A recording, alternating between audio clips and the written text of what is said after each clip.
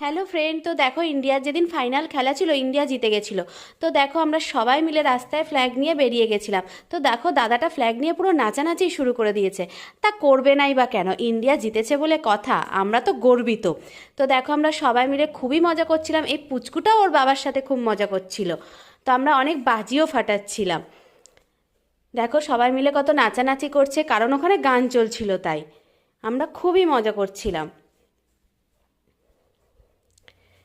দেখো আমরা রাস্তায় বেরিয়ে গেছিলাম, তখন প্রায় রাত 11:30 বাজে। তো দেখো বাজি ফাটানো চলছে, এখন সবাই মিলে বাজি ফাটাচ্ছে। আর সবাই মিলে একটু একটু করে নাচানাচি শুরু করে দিয়েছে। এই দেখো ফ্ল্যাগ নিয়ে সবাই কত মজা করছে।